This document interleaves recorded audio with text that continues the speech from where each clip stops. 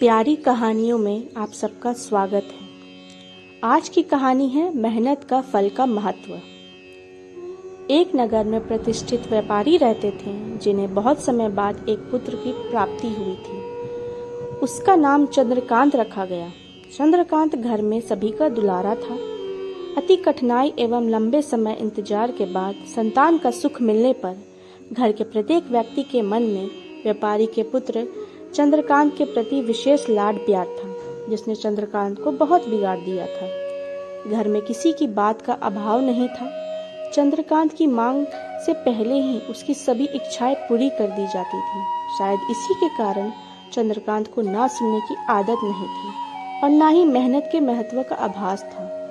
चंद्रकांत ने जीवन में कभी अभाव नहीं देखा था, इसलिए उसका नजरिया जीवन के प्रति बहुत अलग था। और वहीं व्यापारी ने कड़ी मेहनत से अपना व्यापार बनाया था।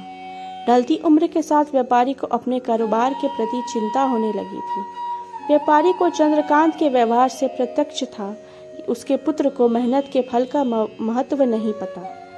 उसे आभास हो चुका था कि उसके लाड प्यार ने चंद्रकांत को जीवन की वास्तविकता और जीवन में मेहनत के महत्व से बहुत दूर कर दिया है। गहन चिंतन के बाद व्यापारी ने निश्चय किया कि वो चंद्रकांत को मेहनत के फल का महत्व सिखाएंगे, स्वयं चाहे उसे कठोर ही क्यों ना बनना पड़े। व्यापारी ने चंद्रकांत को अपने पास बुलाया और बहुत ही तीखे स्वर में उससे बात की। उसने कहा कि तुम्हारा मेरे परिवार में कोई अस्तित्व नहीं है, तुमने मेरे कारोबार में कोई योगदान नहीं दिया है, इसलिए मैं चाहता हूँ कि तुम अपनी मेहनत से धन कमाओ, तभी तुम्हें तुम्हारे धन के मुताबिक 2 वक्त का खाना दिया जाएगा। यह सुन चंद्रकांत को ज्यादा कोई फर्क नहीं पड़ा। उसने उसे क्षण भर का गुस्सा समझ लिया, लेकिन व्यापारी ने भी ठान रखी थी। उसे घर के सभी सदस्यों को आदेश दिया कि कोई चंद्रकांत की मदद नहीं करेगा, ना ही उसे बिना धन के भोजन दिया जाएगा। चंद्रकांत से सभी बहुत प्यार करते थे, जिसका उसने बहुत फायदा उठाया। वह रोज किसी न किसी के पास जाकर धन मांग लाता था और अपने पिता को दे देता था, और व्यापारी उसे उन पैसों का कुएं में फेंकने को बोलता था, जिसे चंद्रकांत बिना किसी अड़चन के फेंक आता और उसे रोज भोजन मिल जाता।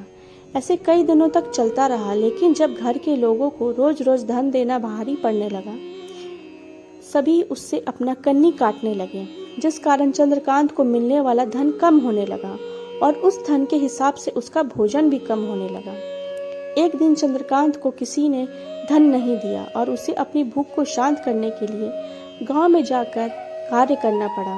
उस दिन वो बहुत देर से थका हारा व्यापारी के पास पहुंचा और धन देकर भोजन मांगा। रोज के अनुसार व्यापारी ने उसे वो धन कुएं में फेंकने का आदेश दिया, जिसे इस बार चंद्रकांत सहजता से स्वीकार नहीं कर पाया और उसने पलटकर जवाब दिया, पिताजी, मैं इतनी मेहनत करके पसीने बहाकर इस धन को लाया और मुझे एक क्षण में इसे कुएं में फेंकने को कह दिया। यह सुनकर व्यापारी समझ गया कि आज चंद्रकांत को मेहनत के फल का महत्व समझ आ गया है। व्यापारी भली भांति जानता था कि उसके परिवार वाले चंद्रकांत की मदद कर रहे हैं, तभी चंद्रकांत इतनी आसानी से धन कुएं में डाल आता। लेकिन उसे पता था एक न एक दिन सभी परिवार जन चंद्रकांत से कन्नी काट लेंगे। उस दिन चंद्रकांत के पास कोई विकल्प शेष नहीं होगा। व्यापारी ने चंद्रकांत को गले लगा लिया और अपना सारा कारोबार उसे सौंप दिया।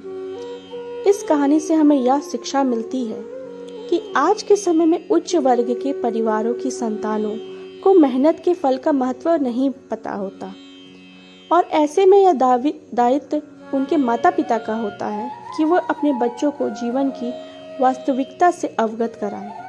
लक्ष्मी उसी घर से आता है जहां उसका सम्मान होता है। मेहनत ही एक ऐसा हथियार है जो मनुष्य को किसी भी परिस्थिति से बाहर ला सकता है। व्यापारी के पास इतना धन तो था कि चंद्रकांत और उसकी आने वाली पीढ़ी बिना किसी मेहनत के जीवन आसानी से निकाल लेते, लेकिन अगर आज व्यापारी अपने पुत्र को मेहनत का महत्व नहीं बताता, तो एक ना एक दिन व्यापारी की आने वाली पीढ़ी व्यापारी को कोसती। ऐसे ही और कहानी के लिए इस चैनल को सब्सक्राइब करें और ज़्यादा से ज़्यादा शेयर करें। Thank you.